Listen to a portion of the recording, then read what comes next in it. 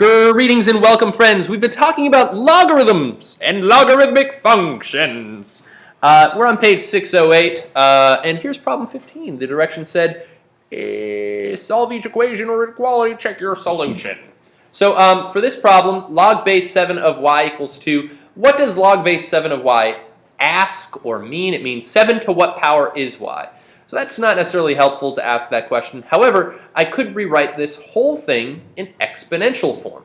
So what this means is 7 to the negative second power is equal to y, all right, in exponential form. Mathematically, these two statements are equivalent.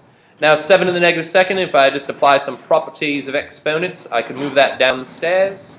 And I'll flipperoo this at the same time. So that's y to the 1 over 7 squared, which is y to the y equals 1/49th is what I would end up getting here. Now, question, is this a legitimate answer for this problem? Because I have to check it. It is, because my of in the logarithm, the log base 7 of y, is a positive number. And that's cool.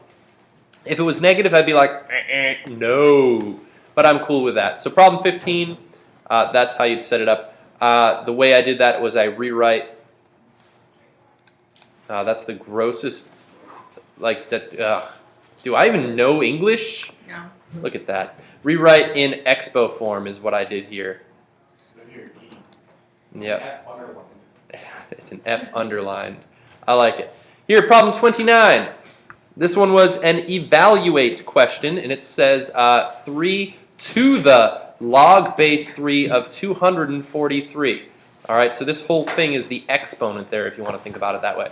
Technically, we had a property that applied to this. Log base 3 of 243 asks the question, 3 to what power is 243?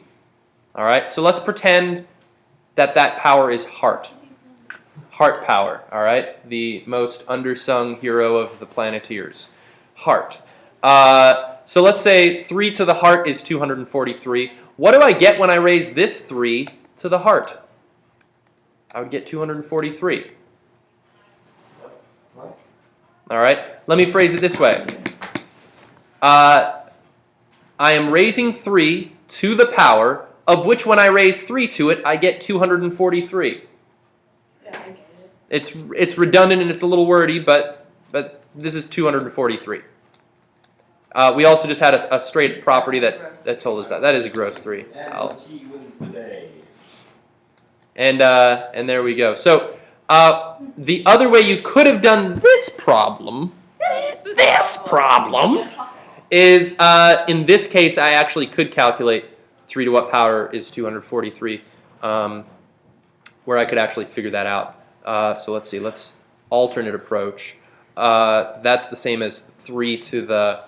What is that number? Was that 3 to the 5th? There we go. So log base 3 of 243 is 5, and 3 to the 5th is 243. So I'd get 243 either way. There you go. So easiest way was to use the property which said that b to the log base b of x is equal to x was the property we learned yesterday. That's a sad box around that, but that's fine. Actually, it looks like some weird gross balloon on a string. I like it though. Problem 39. Directions told us. Solve each equation or inequality. Check your solution. Now, I like this problem because here we actually have, I'll rewrite it, log base x plus 2 of 16 equals 2. So this x plus 2 is actually the entire base of this. So let's rewrite this in exponential form. So x plus 2 to the second squared, right, is equal to 16. And now if I want to solve this, I could expand this out. Never distribute an exponent over addition. It's a perfect square trinomial. It's a square of a binomial, depending on what end of the pattern you're looking at. I could actually solve using kind of a completing the square approach, where I could actually just root both sides, because this is already written as a perfect square trinomial. Or I could have distributed this, not in that sense. I could FOIL this by itself, maybe is a better way to say it. And then subtract 16 from both sides to set it equal to 0 and solve.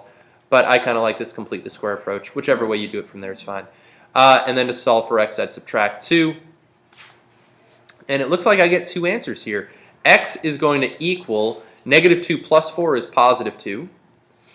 Or negative 2 minus 4 is negative 6. However, we have to check for extraneosity. That's not a word, I don't believe. Now, what were the constraints for this denominator? Or not, super wrong word. What were the constraints for the base of a logarithm? I believe we said that the base could not be negative and it could not be 1.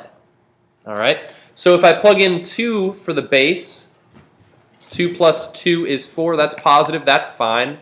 So passes initial check right there. And if I plug in negative 6 plus 2 is negative 4.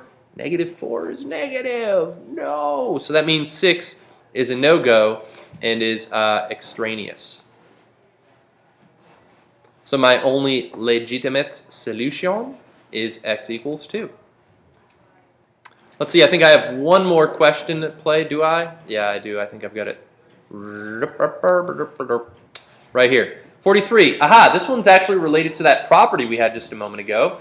B to the log base B of x is x. So this whole left-hand side, I'll rewrite this. 4 to the log base 4 of x minus 1 is equal to negative 0.5, apparently.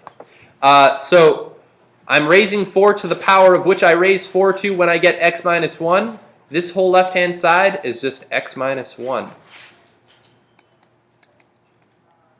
And then I could add one atom to both sides.